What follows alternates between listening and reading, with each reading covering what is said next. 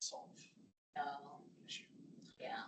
So like we have an urban farm in Salvation Army, a 4,000 square feet of green space in Salvation Army downtown. We're actually growing on the soil, which is kind of for downtown. Really? Yeah. In sweet building? Someone broke So it. there's a garage Not to say anything. inside the main building. Plots, one has a basketball goal, one is just at the playground. We're actually growing both of those. The old playground plot is the strawberries, sunflower, raspberries, and rhubarb. And so we've started putting perennials there, and the other sides, they're annual beds right now. Oh, very good. And so they put recovery and transitional housing in that building, and people who are in the housing actually help maintain their farms. Yes. And then in the courtyard, it's a shaded area, we put black raspberries in. But we're eventually gonna put quail back there, so we can actually get quail downtown. How are the apple trees and the blackberries doing? So far, so good. The cherry trees actually flowered their first year that we put it on there too. The cherry tree did? We put a couple cherry trees in the garage. See, I wish the park board would fight for trees so much. There's a challenge because of what type and where and maintenance and not, like, we've had conversations with Gary and stuff over food-based trees for our park location. We're We getting, have- there's just some systems approaches. Yeah, well, and I realize it's always, liability, but Well, he's concerned with funny. Big thing, big one.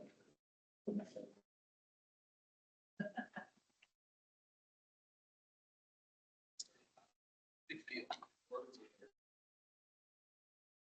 yeah, they're there all the time.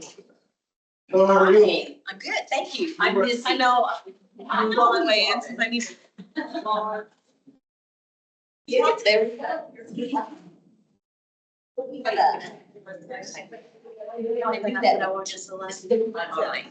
It's a fruit tree. Because I think it's, But they feed it to the animals. There were three of them. But one of them died. we're like, we're gonna kill two birds with, oh, it's okay. We're creating a makeshift office.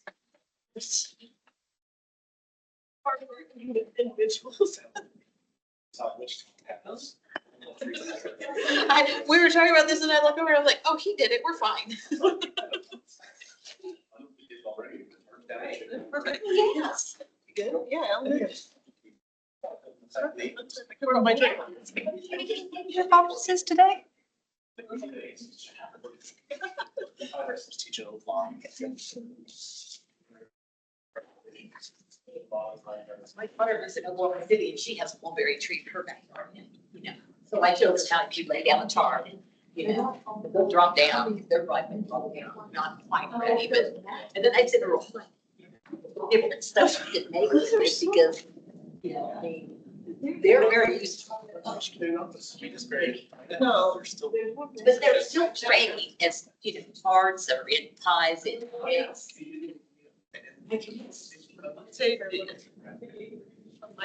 Walmart has a single seed, so it's like you can use these things. Is that okay? Give it Yeah. one. You don't have, it's like the texture is actually easier. Yeah. You want to move back a little way later? Okay. Good, as long as you can hide me. Other people. Thank you, sir. I appreciate it. I understand. Yeah, busy, you good? So What do you like to do? it's, just another member on the team Your usual spot. to move forward and, Yeah. transition That's okay. to this here. Yeah, I've seen you. Yes, yeah, I. So, Yeah, that's true in government. And, yeah, Pick up the pace. I Everybody else. I handle. how things going over at the, I I have to tell you, I know that you don't. volunteers here, so I treat it. Shanna does toast and I just. Because the way people do it. I'm just gonna give you. What, where? I do. It was awesome. I was sitting there. People go to. Yes, have me call. But I haven't done it to his face yet, so. that's good. Okay, well, like I said, it's pretty amazing rails and posts too. Oh, Yeah, and I type the two of you, I think it's. Come on, You're probably closer to the 20-something than I am. Yeah. 1 or 2 years ago. Ken? Yeah. Ken? Good, how are you doing, Ray? We can totally arrange this for you. I'm gonna go to the. Alex, do you think there's a power cord in there? I don't believe there is, but you can check. I'll bring my picture. There's one in Reggie's office. We have one in the supply closet next to. It is Brandon Paulson, West District. He is our new at-large member. At large. Yeah. And His name is Mr. Doug High. and that's from the Mayor. mayor? Mayor. Okay. I'm just curious. Yep. I'm always curious. Like, that's how you learn. Yeah, that's the only way I learn. Oh, he's on the Parks Foundation? You haven't officially nominated. He's not. I reached out to the Parks Foundation and him, and then separately, and figured, I was like, hey, I don't know if this position also does this.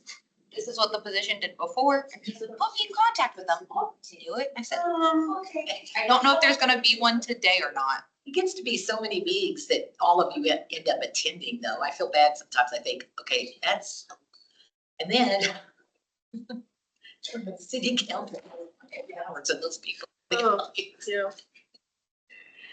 I break it up. I listen to it little pieces at a time. Usually it takes me about 4 times to get it all down. The whole thing.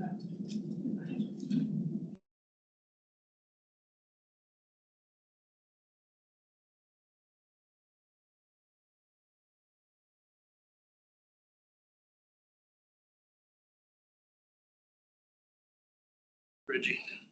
How's it going, Tom?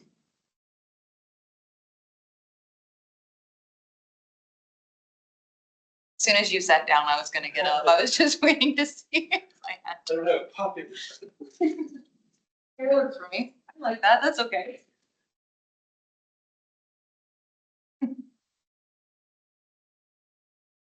Jumping in again on last week. Have we finished process? Got the final scoring today. Mhm. And Only 45 minutes at the meter out there. You can only put in 45 minutes. at a time. Yeah, for the meters, otherwise you have to park it big. You're happy? I think I'm happy. Yeah, the, I mean, come to city hall because I don't. well, right, exactly. Yeah. And, why would you? I Yeah. didn't come here for the first time, so I was like working. Really? Yeah, like I had to come for HR. Before about tickets. Oh, That's sure. back before you could pay Before you pay online. online. Yeah. That makes sense. That make it easy to take some minutes. Yeah. So I like Val will probably mention to you, Bill. They didn't want to do. Big Island. So we're gonna do a walkthrough to the like, location they have this race week. Short meeting. you're not gonna do Yeah, it's it. only just recently, though. I wanted to pay. But, yeah, I mean, Well, and I have an iPad. I have a laptop. I'm rare. That was interested. Put it all on an iPad. yeah, yeah. I've been doing more like design, so you have to design stuff, but it's nice to have some on top of that. I'm from Riverside. This is my first time getting this. I responded to it today, so we'll start it. Please.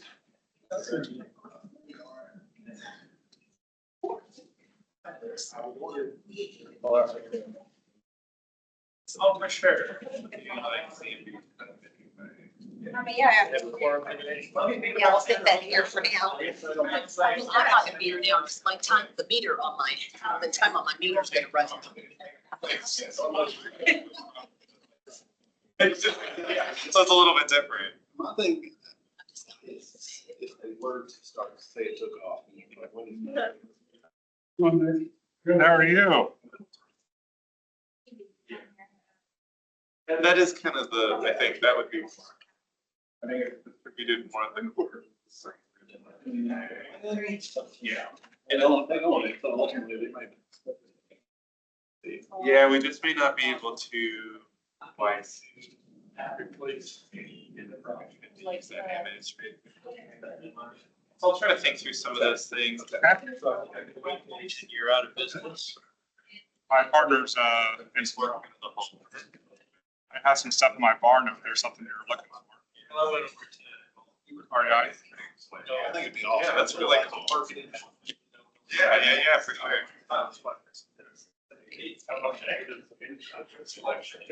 Best pictures of all. It sort of airs up on its own. Head is like 6 or 8 all the same. The idea is keep it. No, that's pretty cool. Yeah. As long as they give us. We have those releases, that's the easy part. Okay, let me give you All some hot, cold. cold, Chat with blow it up a little too much and lay on it, stress seeds.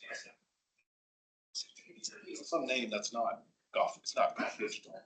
Yeah. I was running late today. And I think that will be the key. I'm trying to basically limit. It takes me on. Some traffic. We got some Yosemite. That part doesn't concern me as much. You could theoretically just sell one type of beer.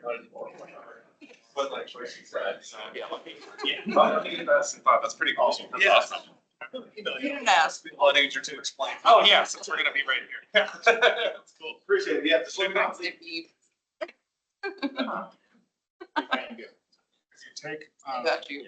170, some really nice little isolated mountain ranges outside Salt Lake, Not a complaint, but it's so far. between Moab and Salt Lake City. Oh, okay. A bunch that just jumps up out there.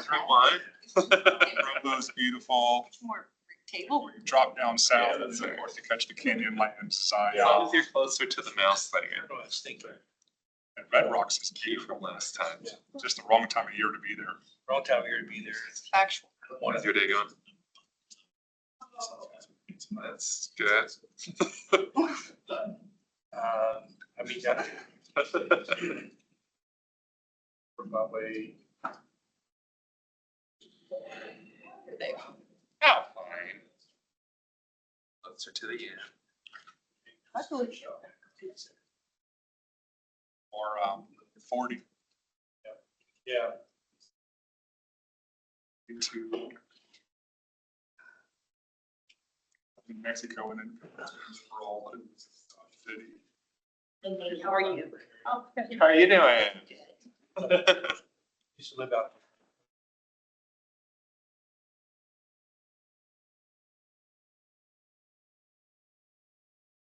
Lot coming on the last Santa Fe, it's just a fairly easy drive in one day. That's where. High school, college, we go skiing. Extension. South Bay. Last week, Jesse was in. He was behind the table where the TV is. And he had a- Ski up on water and then get this And then it's supposed to have- thing, and come back, and it's all- I was gonna say, I'm sure you're like right around the corner. Chairs. Perfect. Okay, thanks. And I looked down. Leho is walking down the corridor. And Philip is joining us virtually. He can't see it. We had like the worst spots. What's going Sorry. Yeah. Everybody, where's our new guy? He's, Tell you, Yeah. done with the golf. Amazing. I'm not even a golfer and I'm amazed. He learned it this morning with me. No worries. Probably late like me. I said, he was in his boardroom because he was here last. Okay. Me taking Everything she says. Phil's online, a virtual, yeah. he's in the clouds. Yep, and then he has all the counties. With the exception of PM and F. Go ahead and get started. Hey, one thing real quick, and I should have noted this before, I forgot, it's like June already.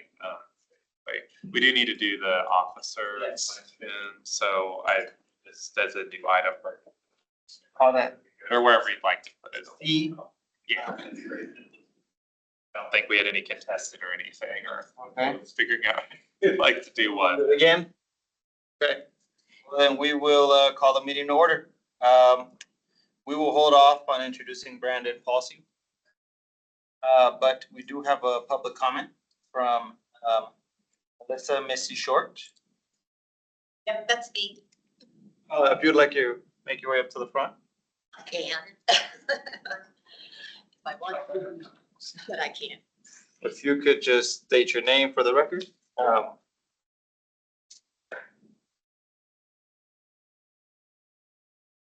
Lisa. Lisa, I'm sorry. Yeah, hyphenated name, short font, so that's. I came today because I have tried every way that I know how to make some, complaints, but to turn in some needed, much needed repairs at Riverside Park for the last 7 years. So I'm a little discouraged that I don't ever get anybody's, and I know that we had COVID. I know we're in a drought. I know we had turnover. I know all of these things. But 7 years is a long time to wait for maintenance on a park. And a park director once told me that in order to keep a park alive, we need to have people in the park. And I'm in the park every single day. So I know, I kind of blew it off for a while because I thought, well, you're in that park every day, so it seems like a problem. But I started marking it on the calendar and I started sending emails to my representatives, my park representative. And he suggested I come, but here's the problem. I don't like to public speak, and I don't think a citizen should have to come to a park board meeting in order to turn in or, have some concerns about repairs. Riverside Park, the neighborhood does a lot for the park. I mean, we have the trash bandit program, which constantly picks up trash. I know myself and 3 other people that walk on the morning walk and pick up trash in the park. The RCA has donated money to park equipment before.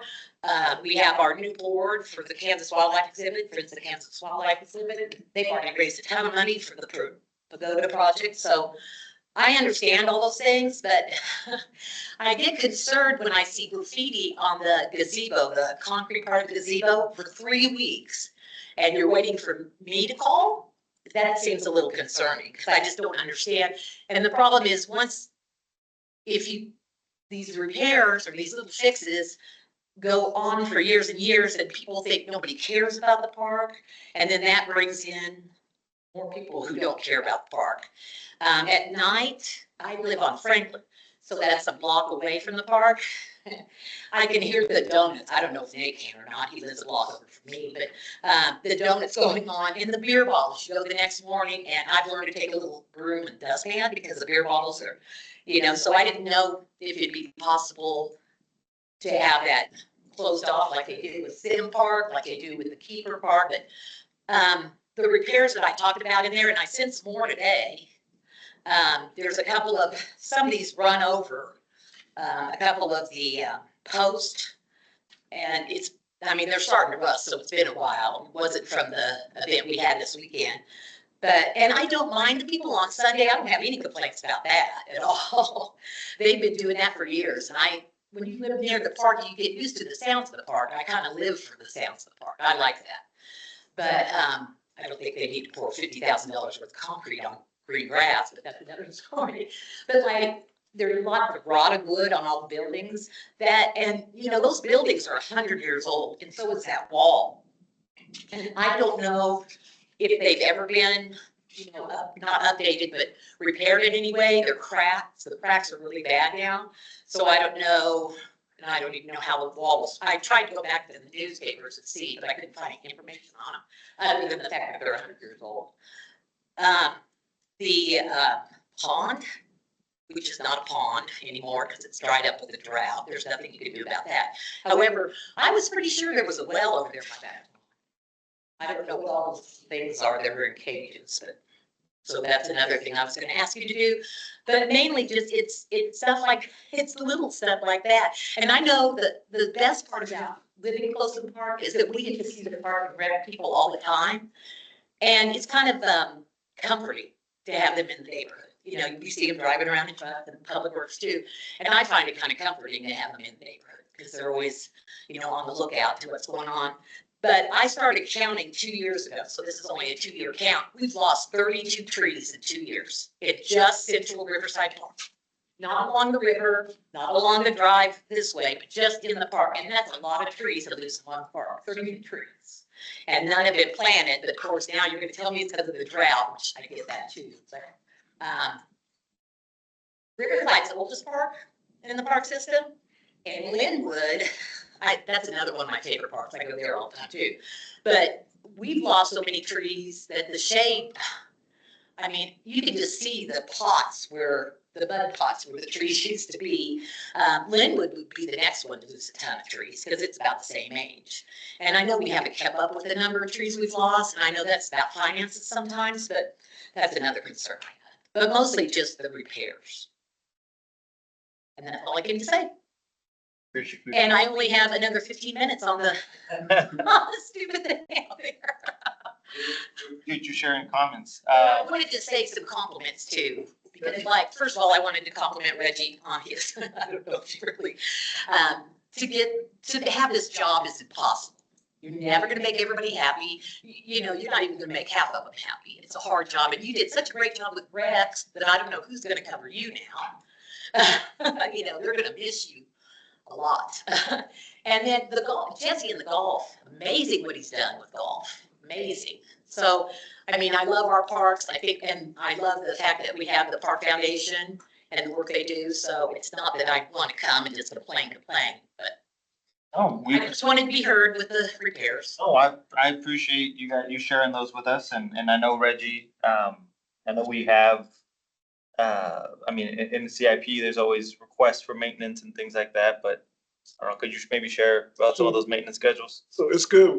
Tim is actually giving an update on CIP today. So part of the balance that we have is looking at what funding balance we have there and how we manage what we repair and what new things that we bring into the system. And we welcome feedback from the community so that you're the eyes and ears that are there that give us the information we need to make those decisions moving forward. So continue to report it. Go to our website for see, click, and fix. I can assure you, I haven't heard about these for 7 years. Then David retired, so then there was another thing, you know, I mean, it's just, I realize that happens, but 7 years is a long time. You know, and some of it I don't even think is the park department, like those little history lessons along the way. Almost all those pictures are gone, and they have been for a couple of years. But I don't think that's necessarily the park department. We work directly with Tim is actually in public works, so we work with them. We meet monthly to look at what are those CIP projects that we're working on and see how we can prioritize them to make sure we have kind of the biggest bang for what funding we have available. So when we have these items that are reported, we do take it in consideration. We try to address them. So we encourage you to let us know so we can get in. There's a fine line. There's a fine line between letting you know and being that crazy woman that constantly complains about the park repairs, you know? No. Pagoda at Riverside, Oh, I'm well aware. Friends of the Riverside just won a $10,000 grant. Yes, they did. But why are we waiting on nonprofit groups to come in and take care of those things? Because that's been boarded up for over 10 years, if not more. So, I mean, I was part of the Friends of the Fresh Air Baby Camp too. That was a 10-year project that we didn't use any park funds for. And we got it restored. Now it's earning income for the park, which is what it should be doing. You know, it's in the park. But so that's the only thing. Nancy, could I ask you to stay for the rest of the meeting to hear the presentation from the maintenance department and the trees and forestry? You can validate your ticket if you go take it over to. I'm out at the meters is my problem. I didn't realize. So I'm gonna have to run out, put another quarter in at some point. Okay. Before 15 minutes is up. Want to move to the, I know it would be, I could just run out, put another quarter in, that's fine. I have lots of. But then move into the regular parking lot, so, because Gary will have his park maintenance presentation later in the, I mean, probably closer to 4:30 or something like that. Not that big. also go ahead and if that isn't issue with the parking and everything, as soon as the meeting is wrapped up, we'll go ahead and send you the YouTube link for this specific. Well, yeah, I watch you on YouTube. I like the fact that they have all the meetings on YouTube, because I do watch it from time to time just to get caught up, so I'm aware of the meetings on YouTube. No, I'm happy to stay. I'm just gonna run out and put another quarter in, because I'll be damned. I'll happily validate, but if you wanna move into the, like, if you wanna get a ticket from the kiosk, I can validate that, so you wouldn't No, have that's to. fine. I'll just run out, put another quarter in. I'll be good for another 45 minutes. 2 quarters. That's all I had to say. We appreciate you, and it isn't, there's no, you're not the crazy lady at all. You're concerned and you're coming to the right place, so appreciate that. Thank you for listening. Absolutely. Appreciate that.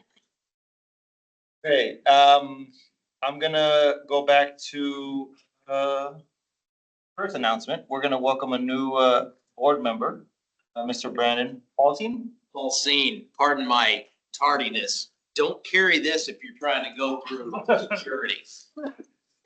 Alex, or Nate, do we need to do his oath now or, okay?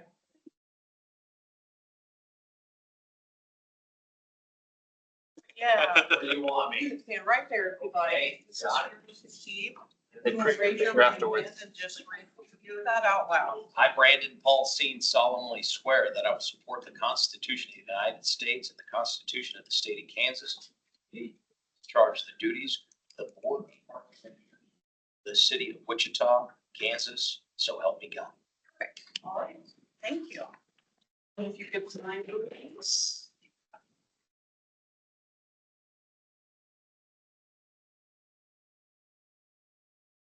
And then that is yours to keep.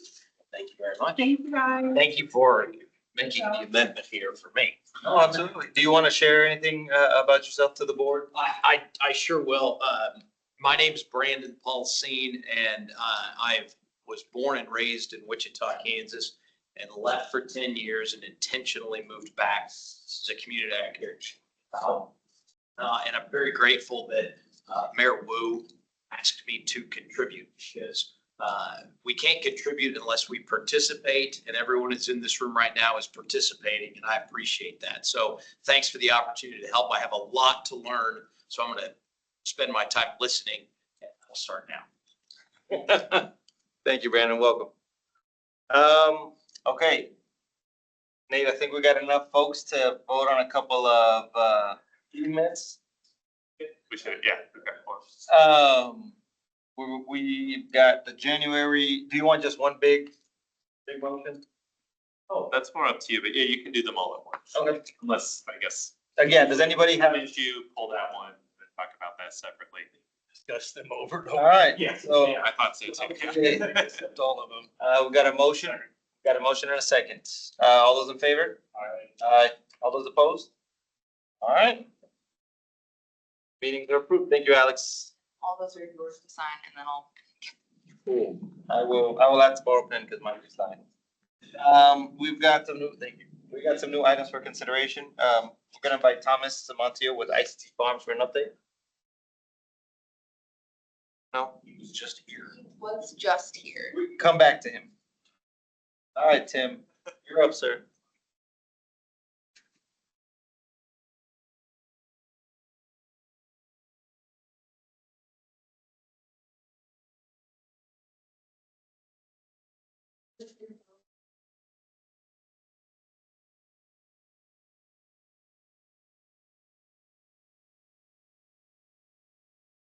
Alrighty. Public Works and Utilities, here to, chat about the CIP, give a little bit of an update. I will note that, everything that you have in front of you, is the same thing that's on the website. It's just easier usually to see it in Excel, or sometimes it is.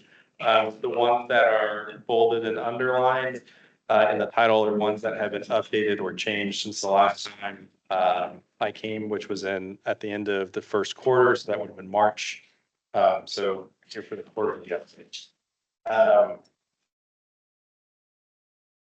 So a little refresher, we break them down, the CIP projects, into 5 different categories: identified, initiated, scheduled, in progress and then completed. The identified ones are ones that were in the CIP that have not been initiated yet. Obviously, once they're initiated, they go over to initiate it, and then once they are kind of in the work, they'll go to scheduled. And then after that, when their construction is usually happening, that's when in progress happens, and obviously when they're completely move over to complete.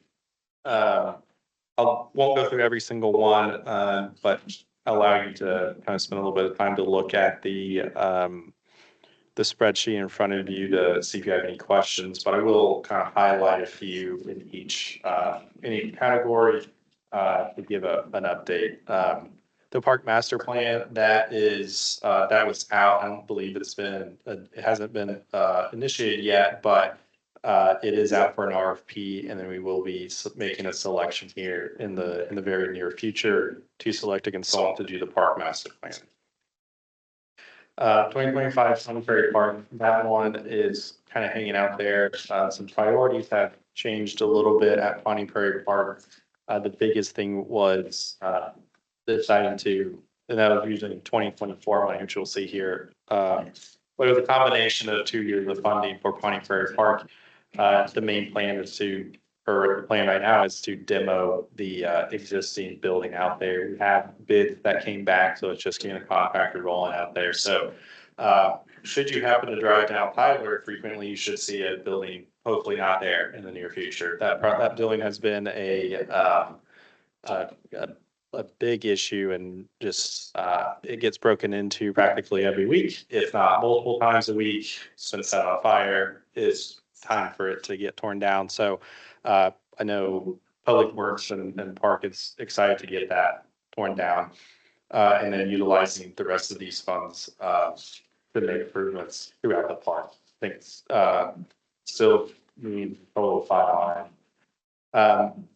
This one right here is the next one we would be initiating. That's trails, paths, sidewalk repairs. And again, that one kind of not on purpose, but over at Pawnee Prairie Park, we get complaints about the size of some of the rocks out there on the trails by the bikers that use it primarily. So wanting to fix some the trails out there. And there are a number of trails throughout the park system that also need to be repaired, some of them along outside of parks. And I think that's one thing that we're working with Public Works on, trying to figure out how to prioritize paths and trails.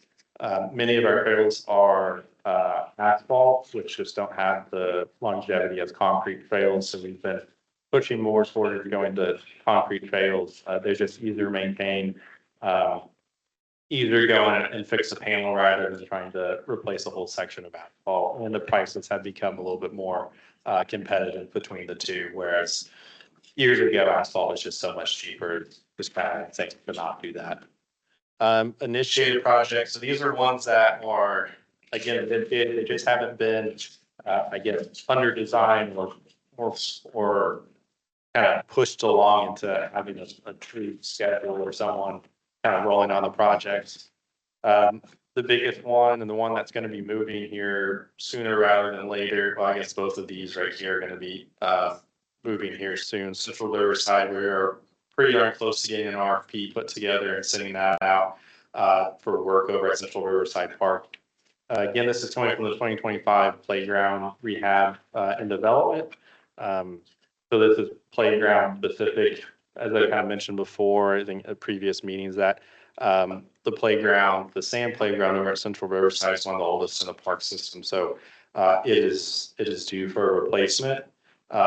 We're trying to get sand playgrounds out of our system. They're not up with the times. So getting that out of the system will be great.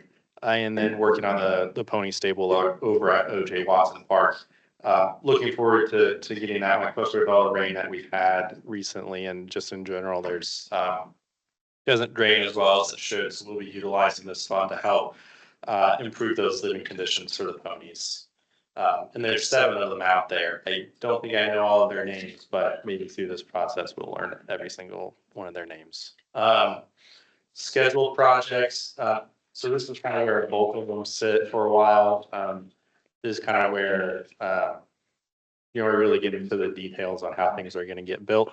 And going through the list here, maybe take a peek at Schedule A, so you can see that on your sheet that there's a lot of them that are bold, which means that something has changed on them. Let's see. Some of these are in-house, some of them are with a contractor. So we've had over there on contractor, we usually put in design to know who locally, usually on our on-call services, or unless we do an RFP, who's doing that work. So for example, our OJ Watson, you can see that Garver's doing the design over there to improve some of the erosion around the concessions area, help improve pathways, accessibility, things along those lines. Evergreen's going to be getting into safety servicing over at the West Playground.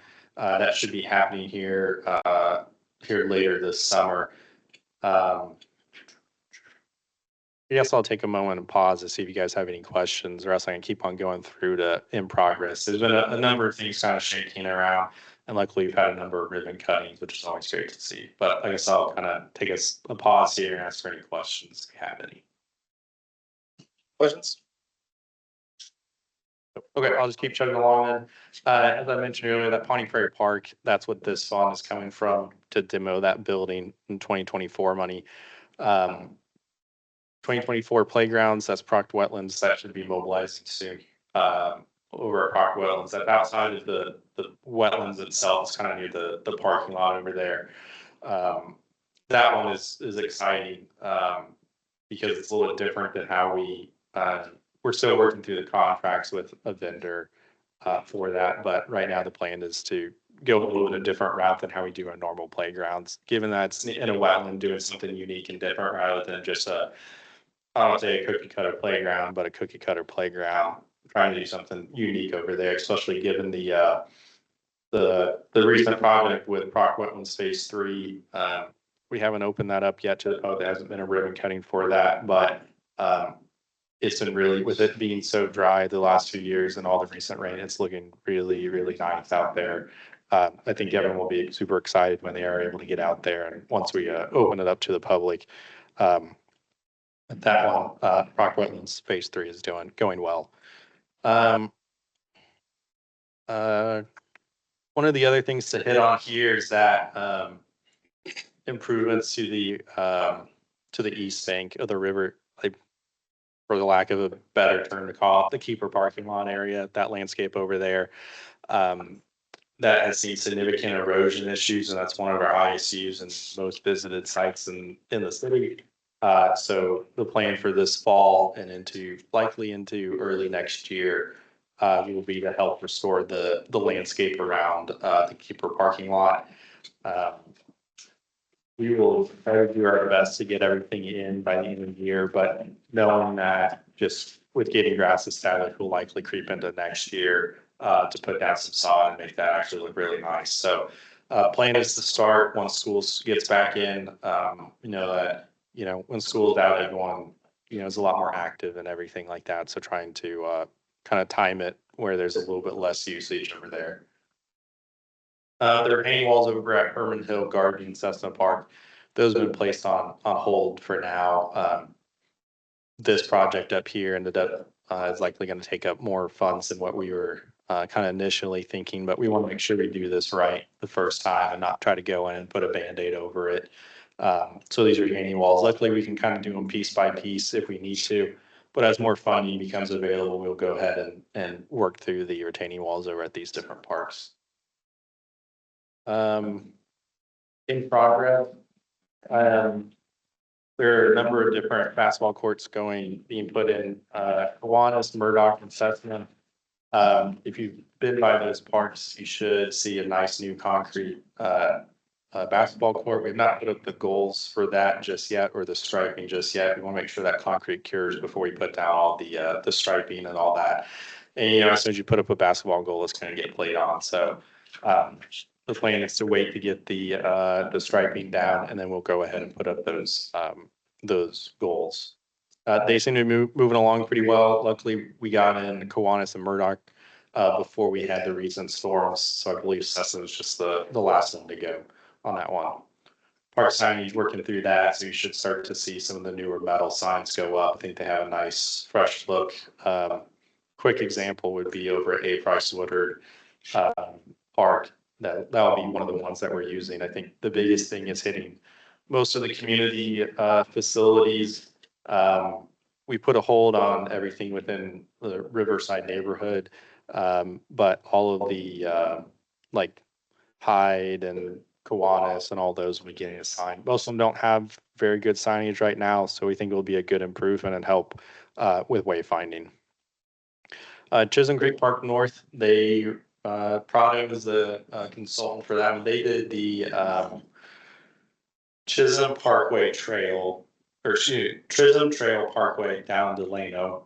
They did that, and I think their concrete work is pretty good, and they're doing the trail over at Chisholm Creek Park North, which will be about a mile of 10-foot wide path that'll be going in over there. They got the notice to proceed today.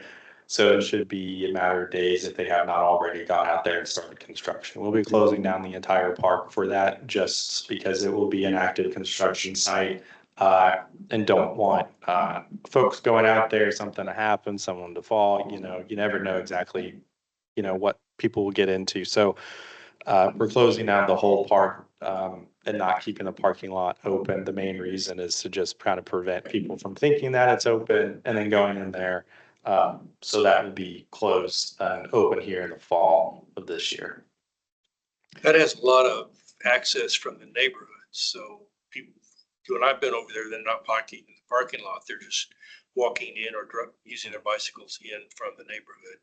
Yeah, we told them that there's a lot of traffic, so it's on them to make sure that they secure their site. So, but they know that. A lot of fishing guys over there, people that gonna have to go over to K-96 or yeah, that may be a good thing to know. I think we have a QR code that may be something that we look into revising it on the website. Hey, there's other fishing spots nearby. They may not be as good, but there are some nearby. And this one actually got moved over as of, I believe, today, or since we updated this, Fairmount got moved over to completed. So Fairmount and Osage, we redid the paint on the splash pads over there. Yes. I hate to break it to you, but Delano, I love that park that you guys built, the Chisholm Trail, but somebody ran into it this weekend and now that new concrete's got chunks missing out of it on the Seneca part. Okay, that's good. Yeah, no, thank you. I appreciate you saying that.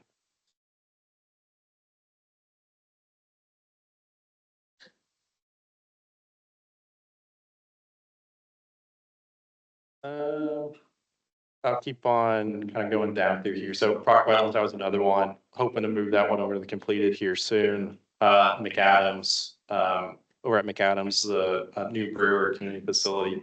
It's looking great. I'm super excited to see that come in. And when they actually get the lights up, they strategically chose material to help kind of light up when the gym's lit. So at night you can kind of see this beacon, I guess you could say, kind of a destination. So I think that will look really nice once we get it open.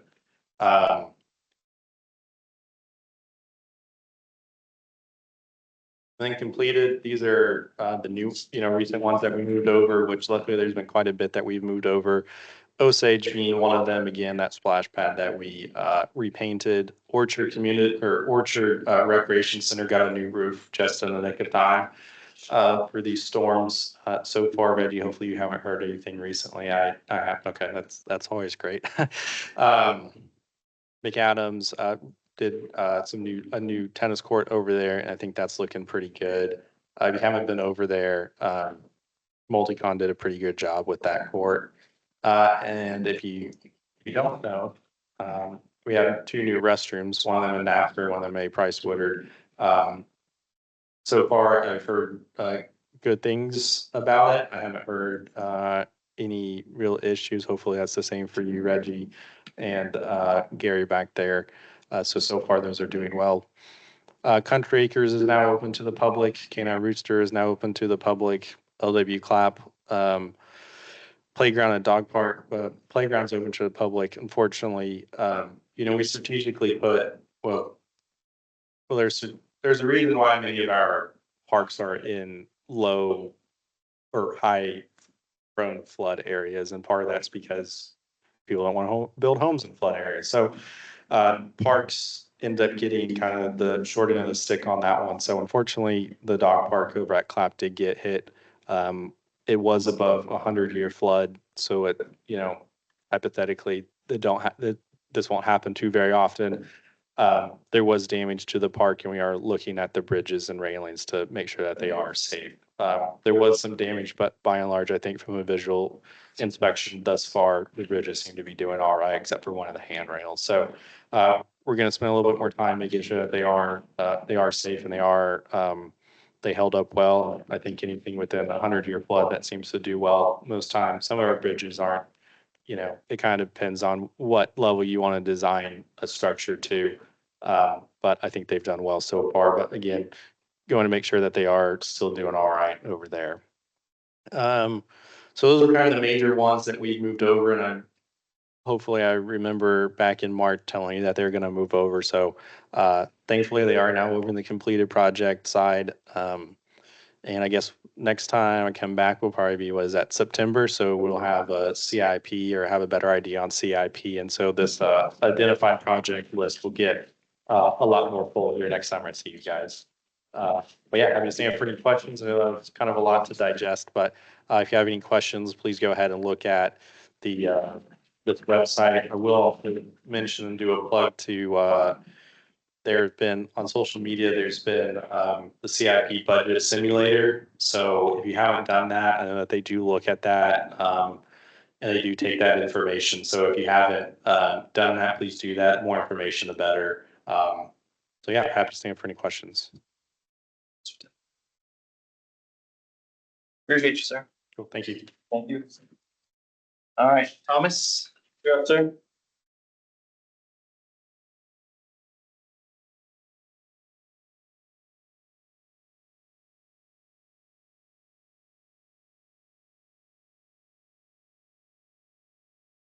Good afternoon, everyone. My name is Thomas Montiel. I am the founder and board president for ICT Farms, and this is kind of just a year update from where we started at our Bridgeport Park project. I know some of you guys are familiar with it. Other of you guys may be getting kind of a little bit of backstory here and kind of let you know where we're at. So this was, I believe, last winter when the park board officially approved this project using the Bridgeport park space. I know a few smiles. I saw a few people smiles. When we were upstairs, obviously things have changed and several faces are new in the room, so you get a little backstory. That was about a year and a half in the making from our first presentation from building a farm for a Clap Park to eventually settling on doing it at Bridgeport, which is former soccer fields. So they're very compact, they're not used, and they're also a site for a lot of different non-fun activities. And so the idea is to kind of bring some positivity to the area. We hosted our first planting in June of last year. We called it a casting party, since what we did is something called milpa, which is a 4,000-year-old method of planting from the Mayans, where you do high-intensity planting to improve soil life. As you can imagine, soccer fields are not the most diverse biologically. This gave us a chance to build up the soils and start dealing with the idea of water retention and life retention in soils. I think we had roughly 68 people show up that weekend to throw seed for the very first time. And one thing I love about this picture before I move on, if you check out the leak sign right here, it gives you an idea of when I said the park has seen better days. In fact, I can tell you that there's been plenty of calls I've gotten with dumping and bullet casings. We've gotten several times in the park as we started building as well. So this is just some images from that planting. You can kind of see that we all had fun. There's kids, pretty much a pretty diverse group of community came all out to help out. This is kind of what happened as a result of that planting. We've also started bringing out wood chips. I work with Gary and the arborist for the city on dumping wood chips out there. This is a long game. Wood chips break down in compost. It helps us bring life and bring carbon back to the soil. And so right now, if you drive by, pretty much, I'd say probably 30 feet from the east fence in is covered in nothing but wood chips composting down for us long-term to bring into the farm. This is kind of some pictures towards the end of the season last year. So people come in and harvest. The park, prior to having gates, we just let people come in and forage whatever they want. We were not on site every time, but that's how it was intended. People came out and picked flowers, they found pumpkins, they found squash. whatever they wanted. Radishes were a big popular one. We also had collard greens, mustard greens, things like that planted in the mix as well. Some of the issues we talked about, like I mentioned before, we did have an issue with dumping for quite some time. I think total last year we spent nearly $2,000 in resources in getting dumpsters out there out of our nonprofit funds. To ensure that we picked up trash. As you can imagine, tires are pretty common like most dump sites. We still have mattress wires out there that I still got to get picked up and get on to. This is actually a kind of a blue brag point. This is a group from State Farm that came out, one of the offices that came out and helped clean up one time.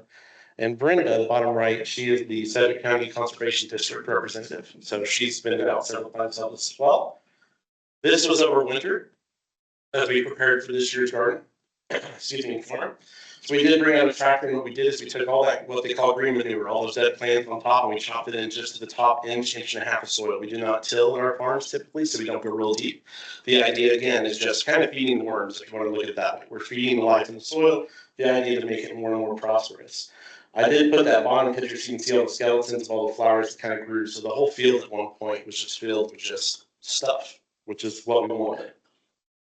The winter picture relating the group to the right is the first thing we planted over winter is we planted black raspberries, which is a native perennial here in Kansas.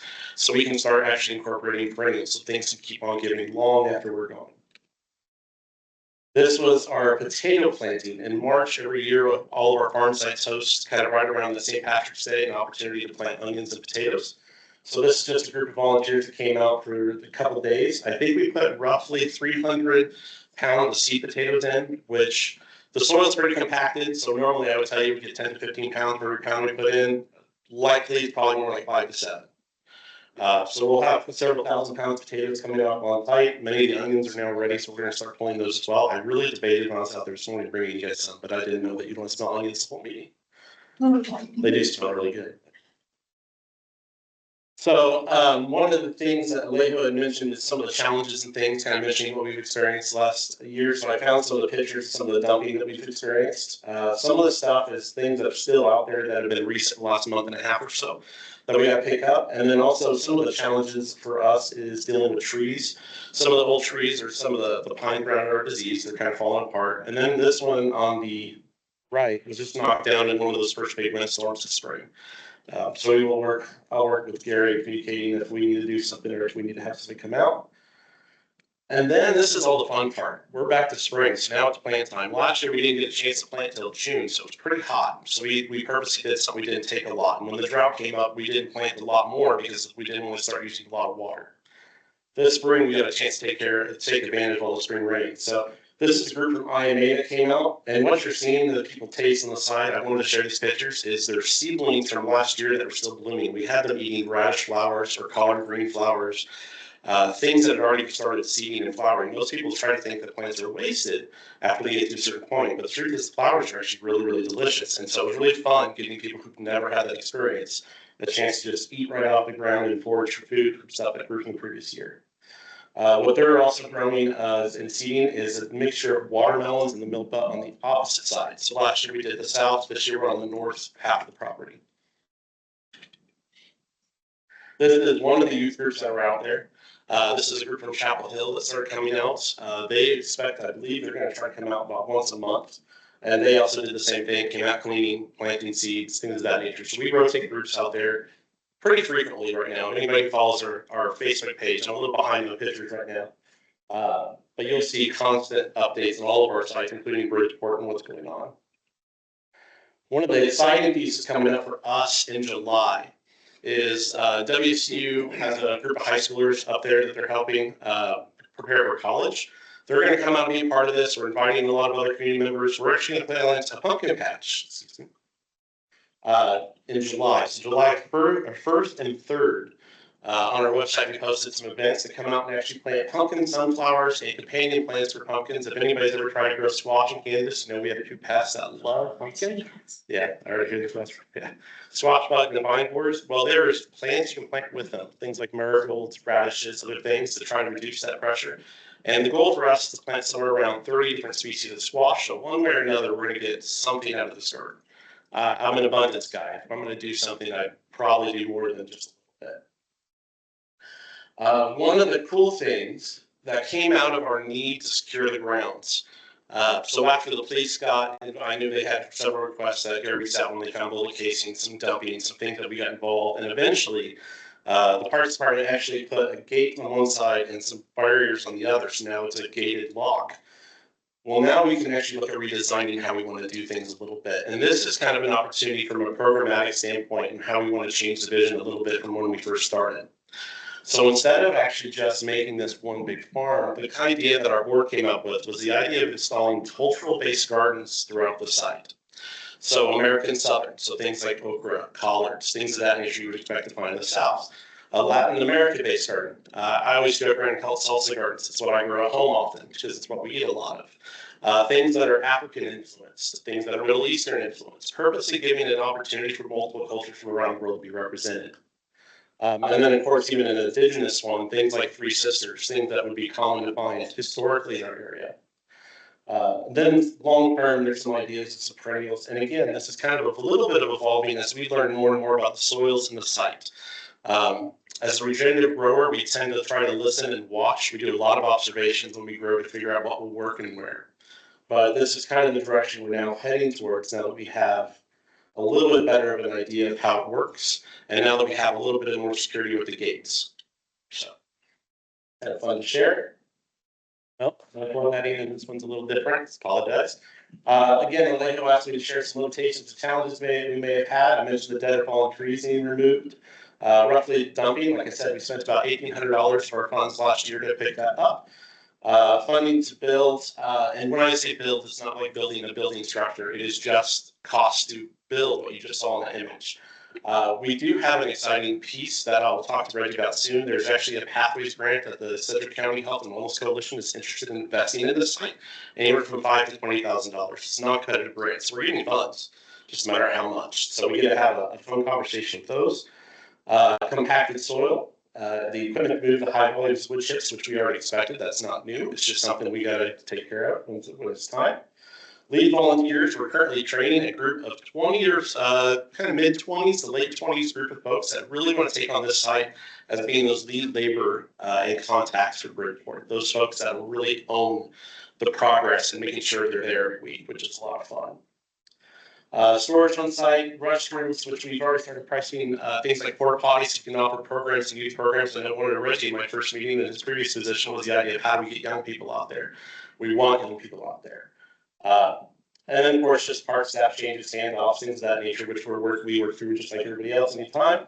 And then the fact that we are 100% volunteer. There's no paid staff member at ICT Farms, which means that sometimes things can be really fast or sometimes things can take a minute.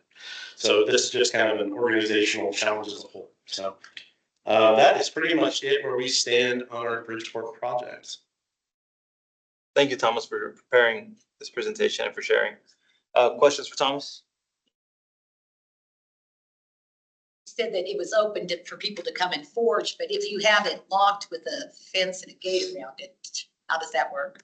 We will start posting days, especially now that it's getting warmer and things are growing, on our Facebook page. So I would say, at least from our standpoint, we will post things on a regular basis. Once I have those leaders up, they'll be out there at least a few times a week.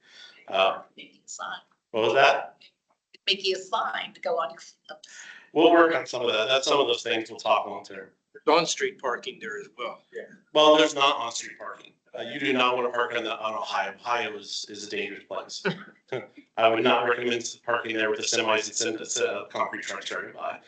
Gary? Well, I was just going to mention that the parking is locked on site, or, there's not an organized thing going on, but you can walk in. Yes. So it is not fenced as a barrier. There are, yes, so that vehicles can't go in. Check out. But you can park in front of the gate. Volunteers do that too. Anyone at any time can walk in the property, but what we really wanted to accomplish with the deterrent for vehicular traffic that was causing. There's probably room between both driveways, probably for 4 to 6 cars to be on the side of the car to park right into the driveways. It's just, like I said, that on-street parking is not a great idea. I don't recommend it safety-wise, especially if there's kids involved. An ag site of this, what is your plan to dealing with the compacted soil? So a big part of the mixture I talked about are things like daikon, radishes, turnips, other pieces. We are using nature to basically drill it. So even though we kind of chop like that chopping, we'll do again over the winter again this year in that first couple inches. But let me see if I can find an example. So an example, if you want to compact it, so where the main group of flowers is, it's pretty soft because that wasn't the main field. But right behind it, you kind of see a gap. You can know where people walk the whole time.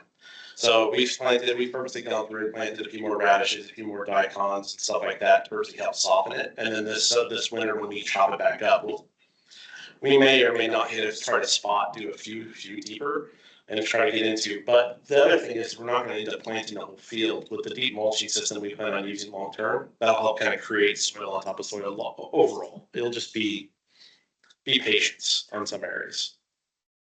Do a lot of patience.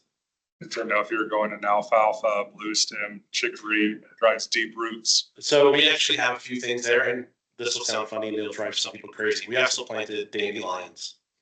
I know that sounds funny, but a lot of people don't realize how useful that is to start drilling into that on a small scale. So we have not used some of the cover crops you mentioned on Bridgeport. We've used them on a few other sites, and if need be, there may be a few rows we use that there. Questions? Oh, you got questions?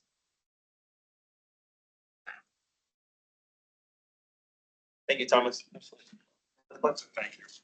Thank you, Thomas. Appreciate you. Sorry, a little louder than I normally do. You're good. Thank you. All right, Nate, new officers. Well, yeah, and more up to you all. It's kind of, we need president first and second. It seemed like there were gonna be any that were necessarily contested. Sure. A lot of times we do kind of a nominating committee sort of thing, but we didn't think that was super necessary. So there's provision to just kind of nominate people here at our June meeting, which is when the elections have to happen. And then if there is a contest for one of those, then we can just vote on it with the board members present. There's no term limits for being chair. There's no limits in terms of what your officer positions are beyond limits on just being a board member. Right. Well, I mean, I make a motion that we retain the same officers we've had for the past year. okay. Second. Got a motion and a second. Conversations, questions? It's not me. Oh, man. Okay, well, we got a motion and a second. All those in favor? Aye. All those opposed? Then I guess I guess I'm still present. And then we have first and second vice presidents as well. So was that's Phil? That was Tom's motion? For all of them. Oh, my apologies. Yeah. Just to keep the whole six. My apologies. Appropriate? Yeah. Or, Just based on your consternation, I thought it was more fun. no, I mean, I guess I'm still, you guys got me for, Yeah, no, that's perfect. Sorry about that. no, Thanks, Sam. so we're good there? Yeah, no, that's great. With that though, do you happen to have or know like what boards we need to have representation on? I know we have I did not confirm that. I will have that at the next meeting. I know we have a gap at. You've asked me a couple times. You're good. I know the only one that we have a gap currently, at least that I'm aware of, is the Park Foundation. Okay. And I can attend that meeting, but I don't need to be everywhere. There's other folks on the board. And I know we have like Botanica, is there conservation, Nate? That's you, right? That's not me. Yeah, sustainability. Yeah. Sustainability. And then there's a handful of others. Yeah, and and those are the ones I know off the top of my head too, but I'll need, because I think we've been filling. Yeah, no, you're good. We can. Definitely, but yeah, I will definitely have that at the next meeting. All right, that works. Thank you. We don't have any continuation of prior business. Reggie, you have a communication update, sir? Just the only one that I know we mentioned previously about the park master plan. It did close on the 23rd of May, and we had 10 respondents, and we're going to start doing the short list for that. Katie's leading that process, and what I would recommend with that as we move further along with it, we're going to have a lot of community engagement efforts to be able to see what our park system looks like moving forward. And part of that will be what funding looks like, what CIP looks like, what programming takes place, as well as staffing that will be able to kind of determine where we're going the next 10 to 15 years as a system.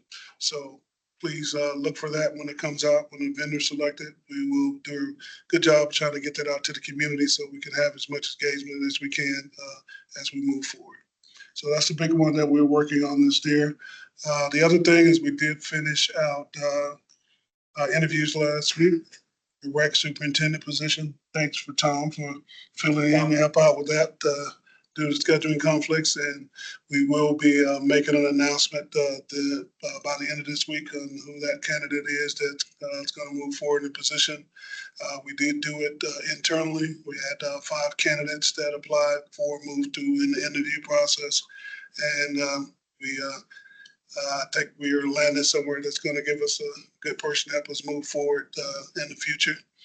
And one of the things that we intentionally did on that process is that each of the 2 panels that we had 2 people on the panel that were existing team members from the Parks Department. Then we had 3 members that were representative from the community, the Park Board, as well as the Park Foundation, because we wanted to make sure that it was based upon that person's answers and their vision was Parks Department, not just how they've worked in the department currently. So that was able to make the process as fair as possible when the person would be selected to fill in that role.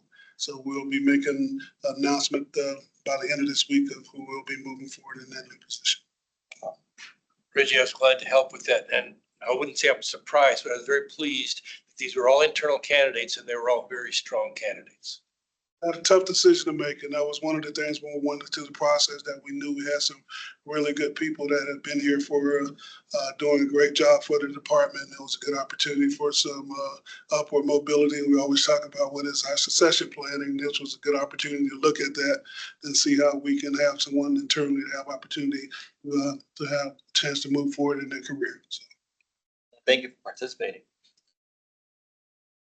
With the master plan, once we select a vendor, when do you imagine you will hit the ground running with, planning the actual execution of it? And then when do you see us actually engage in the public and doing this listening? And that's part of the process. That's going to be what the respondent will put together a plan of what that looks like as far as their community engagement and the time they actually move forward with implementing it. And the big piece up front, of course, is selecting who that will be and shortlisting it and determine how we move forward within the process. So we do have I think a really good representation of people who's going to be involved in that process, from the school district to local community members, represented from council and other departments that will be involved in the process as well. Once we have that vendor selected, then we will actually have a steering committee that's going to work alongside with them to kind of set the direction on what the next steps are moving forward with implementing it. Thank you, Reggie. Questions for Reggie? Right, Katie, you're up.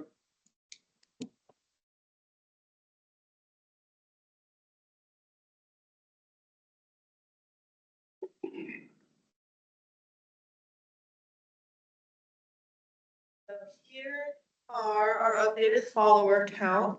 Again, we did see pretty decent growth on these 5 pages, had enough follower increases to jump up to the next rounded amount, with the Park and Rec Facebook and Instagram pages both increasing about 5%.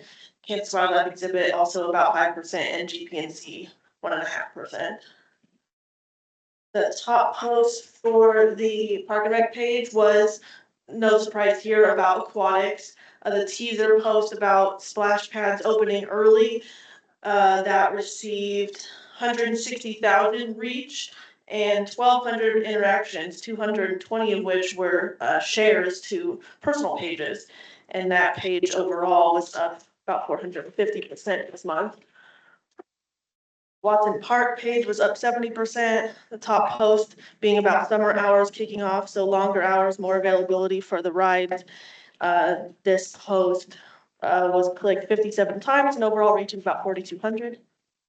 Napster Park's top post was for story time in the park, That event is gonna go on twice a month throughout the summer, on Tuesday mornings. This post reached about 2,400 people. The Open Streets page, top post was of course about No Mars, since that event happened in early May. This top post was a day of post, encouraging people to get out while the event was still going on. That post reached 7,000 people and was clicked through 28 times. And then finally, the Golf Wichita page, overall reached 34,000 people last month, and the Hook a Kid on Golf program kickoff was the top post that reached 3,200 people and was interacted with 43 times. And that's all I've got for you. Nice quick update. And I'll stand for any questions you might have.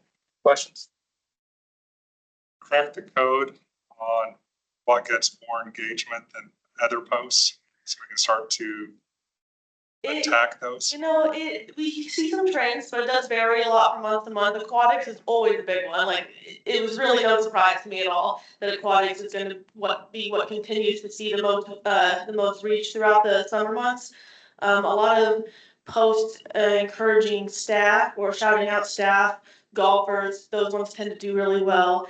Anything that is sort of an active, like encouraging active engagement. So I know golf tends to do the contests where you're trying to guess what hole something is. Those ones get a lot of feedback as well, just because it's actively encouraging them to comment, share, whatever. So those ones get a lot, but truly I think it varies a lot just on what people are interested in. I know we do sponsored posts, so obviously that's sort of, I don't want to say artificial engagement, but it's ones that we're pushing more prominently than just organic reach. Other questions? Okay, thank you. Shanna, you're up. Marketing update?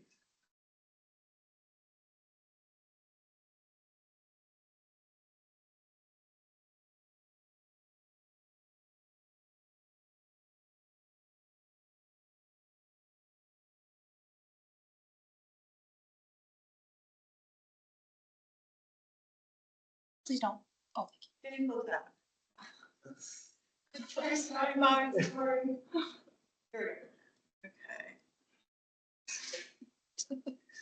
Jim's like panic attack. slide. A little bit. Okay, so I'm gonna chat with you guys about the ribbon cuttings and the flood alerts that we've been dealing with in April and May. Wait, May and June, forgot what month we're in. So, like Tim had mentioned, last month, we hosted 3 ribbon cuttings for dog parks. Canine Rooster Dog Park was on Monday, May 11th. We saw over 50 dogs and their owners at the ribbon cutting.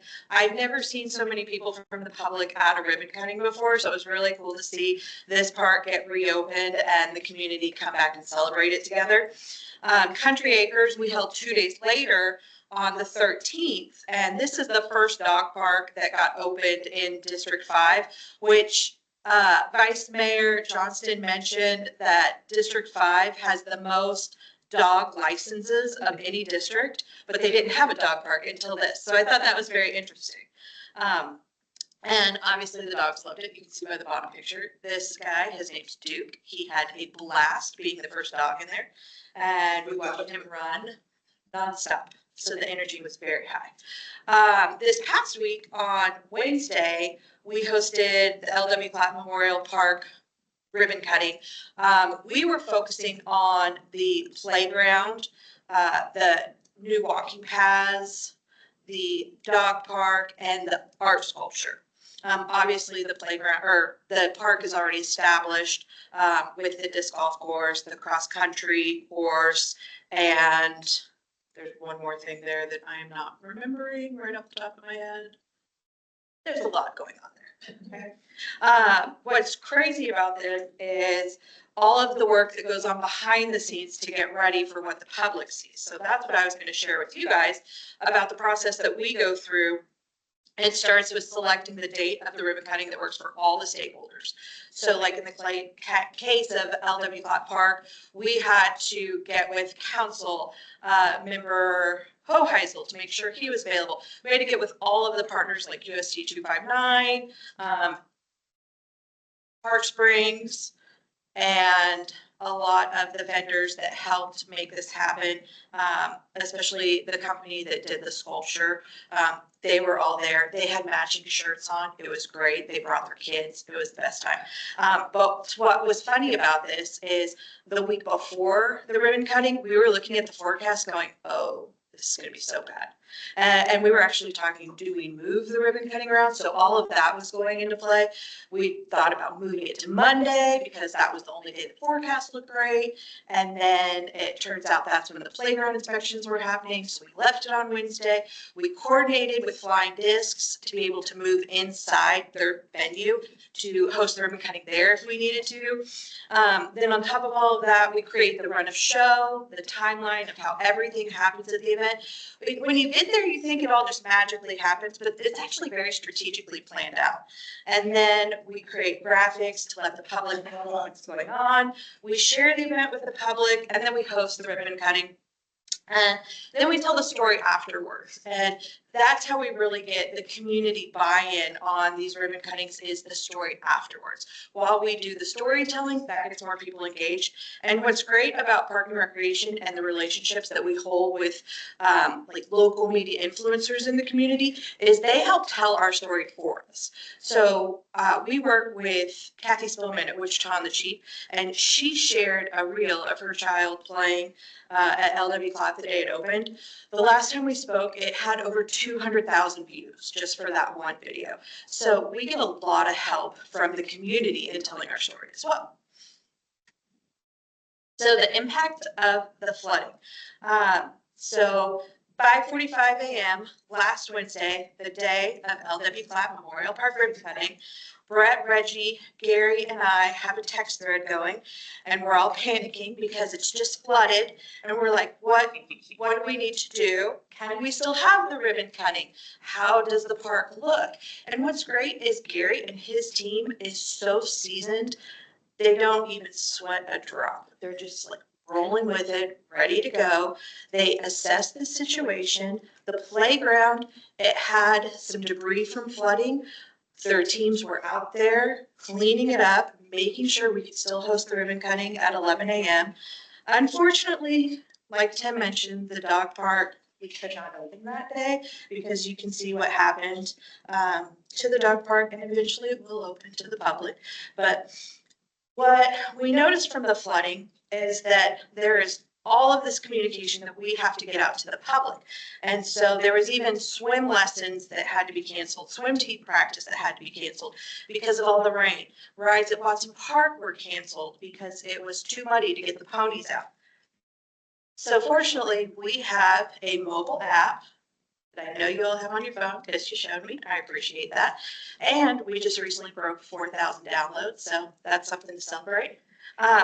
But because of this unforeseen flooding, we were able to pivot, add an alert section to the homepage of our mobile app, and that's where we've been keeping the community updated on all of the closures that are happening because of the flood over the past week. So even just today, we added Swanson Park walking path. It has been closed because it's a safety concern.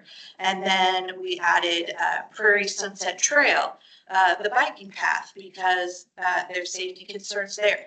So between the app and our website, we're able to add these news flashes and alerts to keep the public updated in real time so they know where is a safe space and where they need to avoid in our park system right now.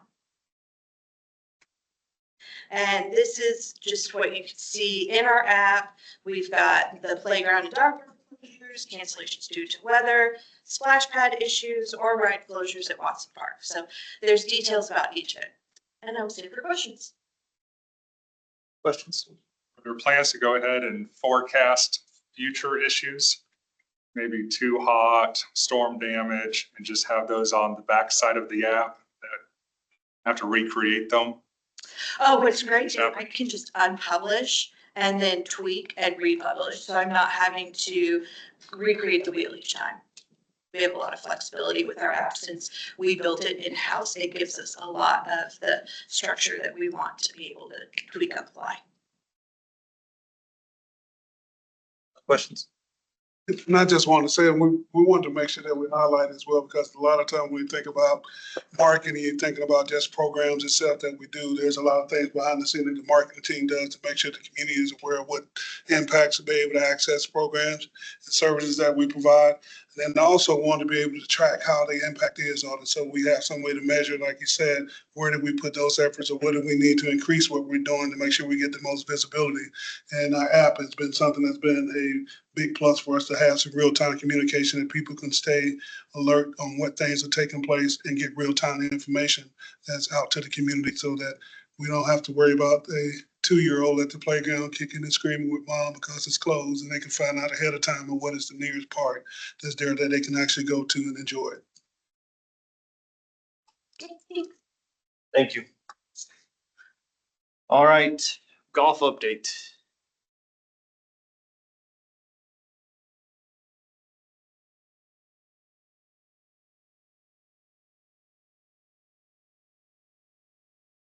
Builds me back to life. Good afternoon. Looking at May numbers, I'll go through this first. The year-to-date, like I said last time, we're not going to catch up with the number of rounds. I'm not too concerned because we lost so many in the first 2 months. So we're at 61,000. Last year we were at 70,000. No concerns there. But look, this says April, should say May. But looking at May, Tex did almost 6,200 rounds. That's like 205 per day, and then you factor in a few rain days, they're pushing 240, 250 people around that golf course every day. It's phenomenal. So 22,000 rounds. Last year we did just almost 21,000. So we were up in the month of May. And then cart rentals, everything was a little bit behind. When I did this report last month, we have caught and surpassed our numbers from last year in almost every category. So cart rentals now, we are 20,000 higher than we were last year. So very happy to get past and exceed the benchmark we'd set for last year. Food and beverage, I think last month when I reported up here, we were about $25,000 behind. We are now almost 2,000 or whatever, a little over 1,000 up over last year. So we did 25,000 more in the month of May than we did last year in the month of May with food and beverage. And that's really starting to take off and grow. So we've got people, I just actually Colin sent me a text today and said it's nice to see people coming to the clubhouse strictly to eat lunch now. They're not even playing golf. That's never even been a thought that I know of. So it's been years anyway. So very happy with the direction that the food and beverage is going. Driving ranges, even with all the closures we've had, we're still $6,000 above last year at $103,000 worth of range balls that have been sold this year. Merchandise sales, they're down. Again, I'm not too worried about that category. A lot of that's just from the first 2 months of the year. And then Michael's slowly building up his shop in his first year at Auburn. So if you haven't been in it, it looks really good inside this pro shop now. Total revenue. Well, and pay more attention to the month. In May, not April, we did $895,000. I told Reggie we needed to be open 3 more hours and we would have hit $900,000 for the first time. The highest month that I think that the golf division had ever done prior to this month was $804,000. So we beat it almost about 100,000 for the single month. Total revenue, we've caught and surpassed last year. We were $120,000 behind last year. At the end of April, we're now $20,000 above last year, 21,000. So May is finally a month that's the way it should be going. That's what we've been trying to get to. So finally everything started falling into place. It's continued. We've just had a ton of rain. So we've had a lot of obstacles so far this month, but even so, we did on Saturday, the front nine, actually, all was closed because the water was 3 feet deep in the cart path on a few places. All the driving ranges were closed and we still hit $30,000 worth of revenue that day. I pulled up the report at the end of the day expecting to see 16, 17,000. I mean, it's really fun right now. Sorry. And looking at the project fund balances, not a lot's changed. We still have about 150,000 close in the big fund. The cart fund just continues. I think it added 28,000 in the month of May just from the green fees, the $2 per green fee. The equipment fund added 30,000, I believe. And then clubhouse fund and ground fund, as we continue to work through projects, we're able to do so and still keep money into these project funds. So I've got a couple of updates, but I'll stop here if there are any questions about any of the numbers or finances or anything. But, and you might jump into a next, what's the next big project you'll be funding? Okay, several. We just completed the irrigation at Sim. They shut it down. The old system completely shut it down. We got all the old heads out. And as soon as we switched over to the new system, it's rained 47 inches. So I haven't even really used it yet, but it is functional. We did a complete walkthrough after they got everything tweaked the way it should be. It's working great. So very happy with that. We are working on the irrigation plan for McDonald next. We've already got the drawing done. We made some minor changes to the initial drawing and it's almost ready to go out for RFP. So we'll be starting that soon.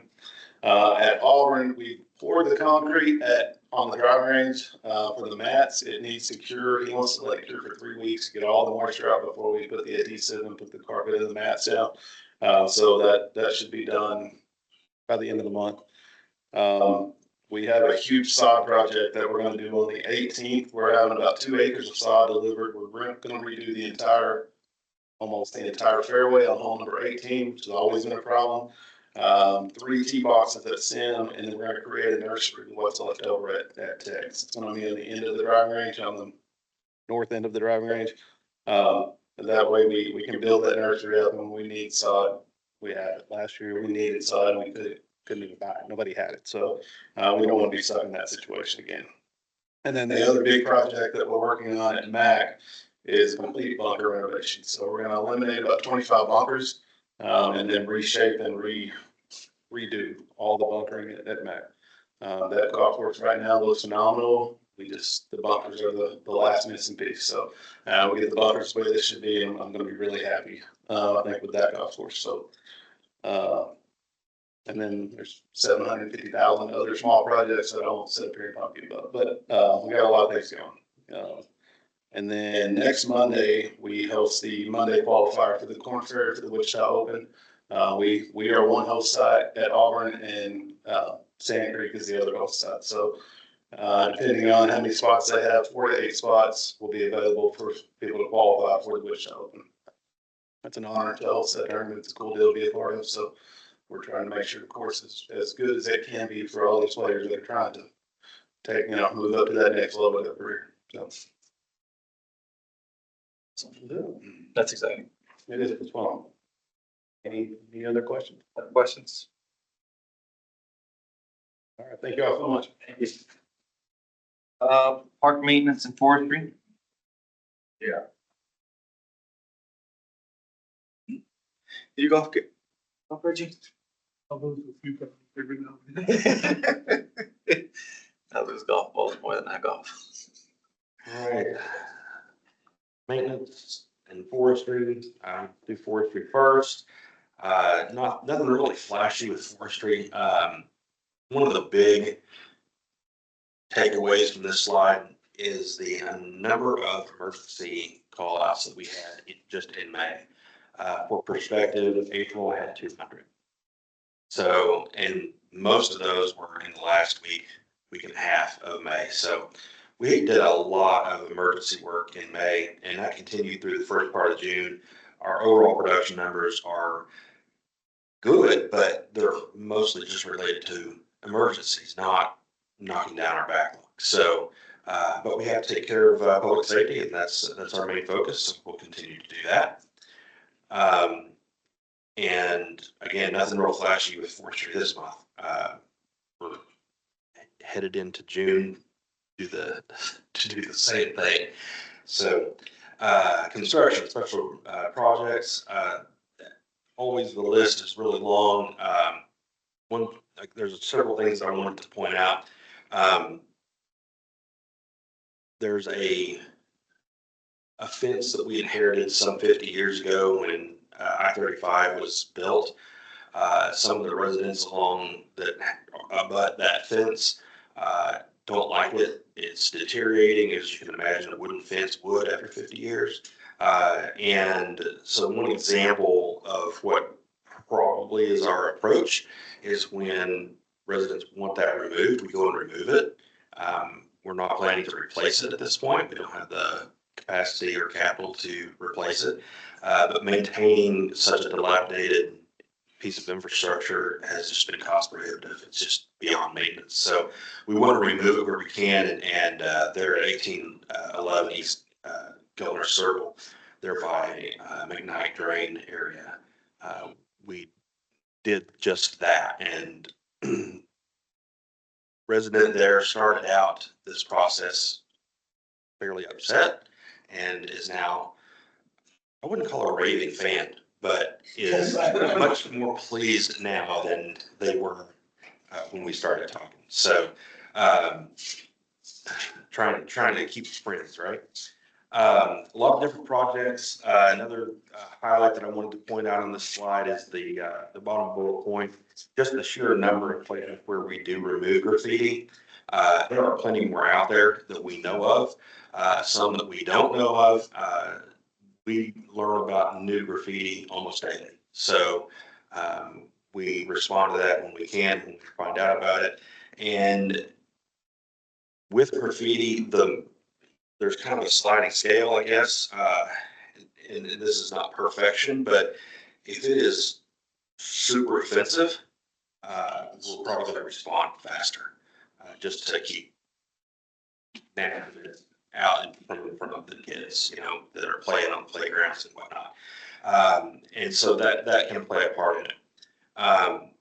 Sometimes we don't know what it is until we actually get out there. Sometimes it's reported through See-Click Fix, and there's a picture of it, so we immediately know, and we can really allocate resources rather quickly with that. But we do a lot of graffiti removal, and there was one, you had a question. Riverside Park? Yes, in Riverside Park. If you remove, there was a very offensive one about, I don't know, it was last year sometime, and you were out the same day, I know that. So there's a piece of our website that is public facing that details out the number of times that we respond to graffiti throughout a year. So if you haven't seen that, I encourage you to look at that. It also has our numbers for homeless remediation events. It has the historical data from previous years, vandalism, illegal dumping, those types of things. Just to give you an idea of what it is that we do, or at least part of our group. This isn't all of our maintenance staff, but part of our group does. More repairs, more installs, more replace items. There's a lot going on with special projects. We did have a problem with car parking in the grass. At Central Riverside, we did install some no parking in the grass signs along there, and I have not heard any complaints. They were parked on the ground. So I hope that has helped. Plus, organizers and meeting with the organizers and communications. So I think we're headed in the right direction. Continued things that we've done in May with this group. Again, graffiti, South Riverside, South Linwood, rather, Glen Village, Meadows, and then 138 safety inspections, even with all those other things that we're doing. So quite busy with that group. And we're looking for June to be quite busy as well. And there's a whole list of things we've got on the pipeline, but one of the main things that I wanted to point out is there's that decking at NASCAR Park that has started to deteriorate already, and so we're looking at that and why that's happening. And there's some trip hazards that we've got to repair the decking to eliminate the tripping hazards. So that's the picture in the upper portion of that slide. Let's see, I guess so just to touch on some of the things that Tim had talked about, installing some basketball goals, and this specifically calls out goldenrod, but also we're doing the Kiwanis and Murdoch when that concrete gets started for the basketball. So we'll keep on going with that. This construction of the accessible path and slab road picnic table in Glen Village, that is a project. It's not a huge project, but it's one of those that's been requested for a long time. And so hopefully, cross our fingers, we'll get to it in June. That project's over a year old, but it just, things keep bumping in front of it. So we'll get to it. With park maintenance, we're assessing damage from the flood, and there's a lot out there. I think it was just mentioned earlier that we closed part of the path at Swanson Park. That wasn't on our radar. That was brought to our attention by a citizen and using the park. And so we did a quick assessment of the situation and made the call to close part of the path, which just out of public safety. We don't want people stepping off the path into a 20-foot drop after the bank has been washed away. So once the water recedes, we'll really be able to understand what has happened with that. But until that happens, we've got to close that section. So making assessments of playgrounds, of bridges, of just general places where water runs off and washes and causes damage. We're just trying to get a full assessment of what all is going to have to be repaired. Our vegetation management crews are working on vegetation management when weather allows. Obviously, you can't spray in the rain, but if they're not doing that, they're helping out another section. Our contracted maintenance has added the MAC Center, or now Second Light, to our contracted maintenance list, as well as we're trying to get the new Northwest Police Station added to the contract. Those contracts will be rebidding this fall. And then there's a picture of it later, maybe the next slide, but we had to have a big concrete pipe that had been left over since probably the 80s in Garvey Park. It was near and off the 235 off ramp to, what is that, hydraulic. And it had just gone really ignored over a long period of time. And then people started moving into it and using it as housing. So that became a focus of some severe graffiti. And so with working with HOD, we were able to get that cleared out of the park.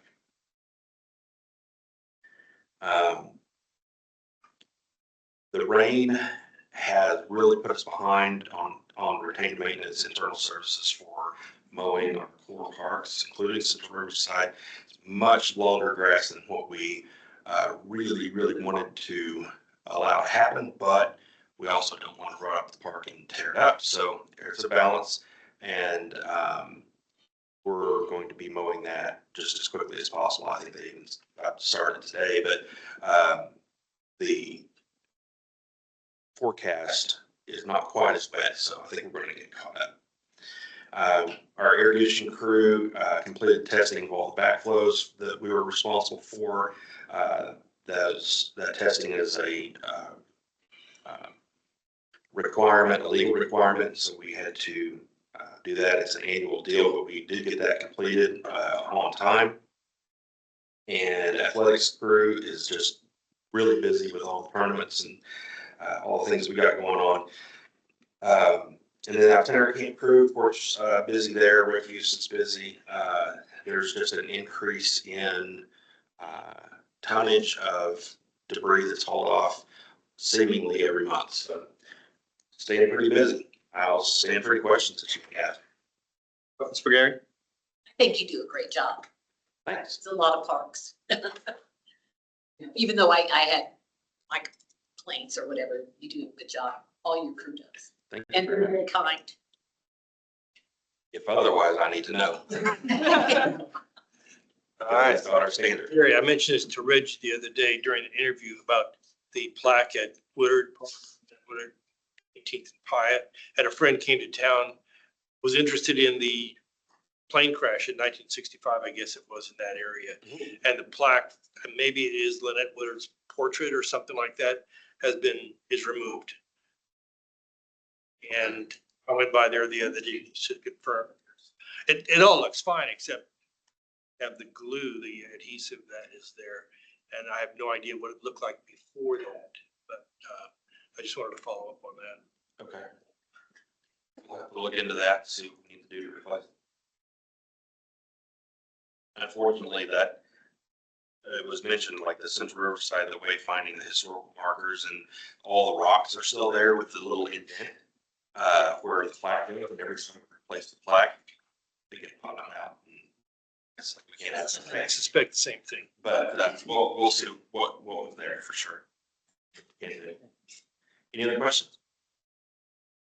You were talking about the big rocket at one of your meetings. I was laughing really hard while I was sitting there watching it. Because, the big playground rocket. Because Edmond, Oklahoma, I go to Oklahoma a lot. I have kids that live there. In Edmond, Oklahoma, they moved theirs to the front drive of the park to make it a wayfinder for how you could find your way into the park. Yeah. Big rocket to move. All right, thank you, Gary. Brandon, I see we got you listed at the Park Foundation. Are you Yes. representing us on the Park Foundation? So I sent a message to Brent Cool. today, and we'll get connected, and when I know more, I'll share more. Okay. I don't have much more to share than that at the moment. All right. Alex, thank you for assisting with that. Didn't know if the at-large was also supposed to, I think usually we volunteer people to do it. okay, well, So, sorry. you I'm got- on that one. That's Any all. objections? Any objections? Yeah. Awesome. Well, appreciate you representing us. Absolutely. Taking Doug's place, so. I didn't know any different, so I'm just doing. Yeah. Thank you, Alex. No, you're good. You're good. Okay. I guess Oh, that's fine. You're good. Oh, Yeah, I think it's an Over easy to way. the next new member, we'll push it to them. I think it's an easy way for me to begin to engage, so. Thank you. okay. Just scratching my head. You sure you don't want to do it? Oh. It's a fun board. It really is fun. No, well, I'm excited to have you on the brand. All right, I don't have an update, but Reggie, I know you've got something from recreation as well as directors. Sure. So just want to kind of give an update on some of the things that were happening. I know that Gary mentioned how busy we are with preparing athletic fields and things that we have as well. So we just finished up the registration for our summer softball league that we have this year. We had over 60 teams that have registered for that to participate in it. So that's increased numbers that we had. We had larger numbers in our T-ball league that we have that's over at Orchard Park this year. And we think that's part of a lot of the relationship that we built with what we do at National Park with our Storytime Village. We're getting young people out there that's in that age group. We intentionally have done some advertising in some of the local Latino ads, papers that are here that we've seen a really big push with some of the individuals in our community coming out and participating in programming there. Our flag football league just finished up this past weekend, and we had close to 700 participants in that program this year. And we started out 3 years ago with about 125. So that's grown quite a bit. That was there that we had that's in that league that's continued to grow. And we're also planning right now for youth football. That's in the registration's open right now, still having those scholarships that are available for young people to register with some of the funding that we have in place. And our swimming pools are up and running. Our team there is doing a really good job with keeping those up and operational, along with our splash pad that's getting a lot of usages there. McAfee Pool is free every Saturday as part of that as well. So we're getting good numbers that are coming out for that. Our swim lessons are getting a lot of participation with coming in with our partnership with American Red Cross to be able to have that available for those young people who qualify for free or reduced lunch in the school system. We also, through the Parks Foundation this year, were able to initiate the scholarships from them for helping with summer camp at Summer of Discovery. So one of the challenges that we had that was there, we had those who qualified for the free or reduced lunch program, and they wanted to be intentional for those families who didn't qualify for that still needed assistance. So Katie was able to work in conjunction with the Park Foundation, and I think we have 3 or 4 young people that were able to participate this summer as part of that scholarship to have that summer camp experience because of that funding that's available. That's something that hasn't been active since 2018. So we're able to get that back up and going this year, and we'll continue to grow it every year as we move forward. Our summer discovery camps are doing really well with participation. Summer activity camps are doing well with participation this year as well. I'm sure you guys remember that back during COVID, we actually reduced the numbers down to 50% capacity, and we're increasing it every year from there. We're getting back up. I know that this year at Evergreen, our license capacity for that location is 120, and I think we're right at 100 for that site that's there. So we're seeing those numbers, and the majority of the other ones are right around the 60, 65 range for summer discovery, and we're at about 50 to 55, pretty close there with the other SAC camps. So a lot of good participation, and I think a lot of that goes out to the great job that our marketing team does, and being able to see how we get information out to the community, and building up the relationship that we have with the school district has been real key with being able to partner with them to get information out. So a lot of good things that are happening, and we're excited about continuing to grow and develop what we do with the programs, and listening to the community to see how we can help make an impact. So down before we leave, I think most of you might remember in August, a young scout came in and asked to do a project at South Lakes, and Reggie and Gary worked with them. He's finishing that up Saturday. Marketing team, please don't publish it. Because last time it was published and within 2 hours it was vandalized.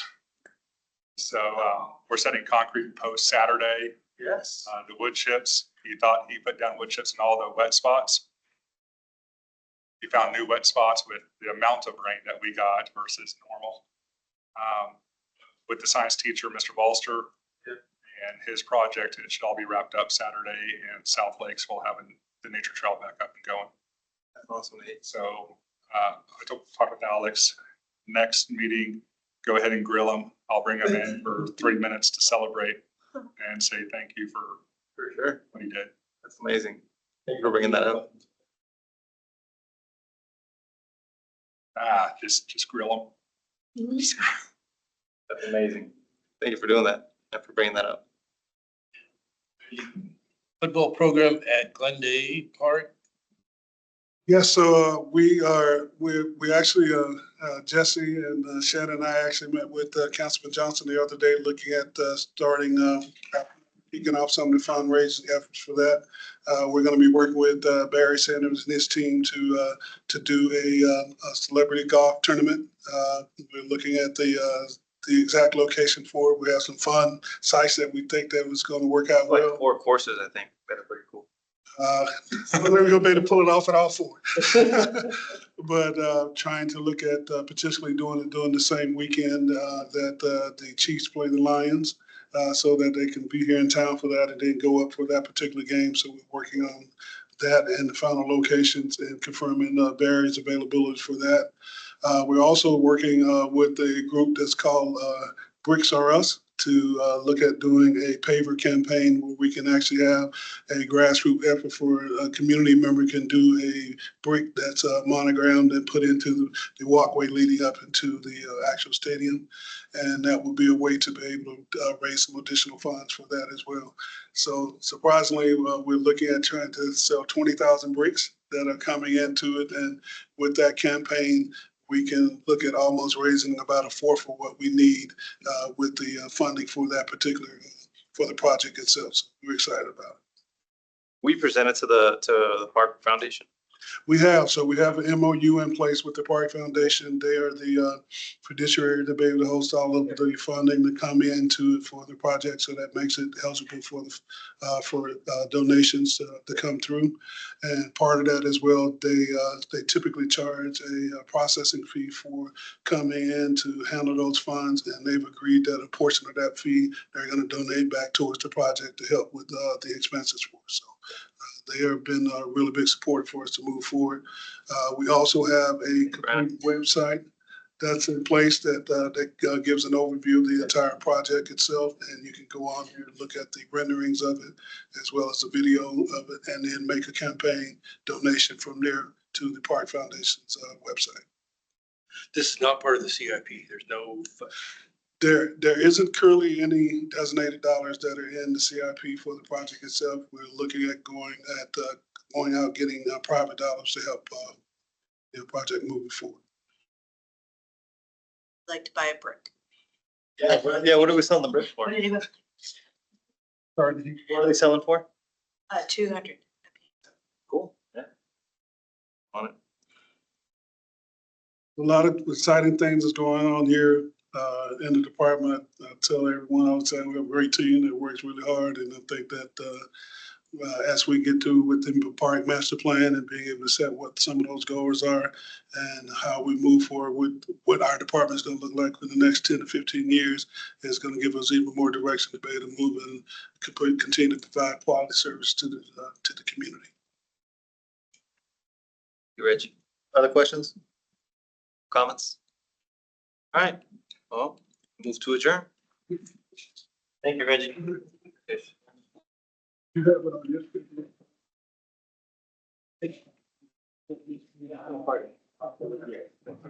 Yeah, not this Friday. I was gonna ask you, when the project. Yeah. I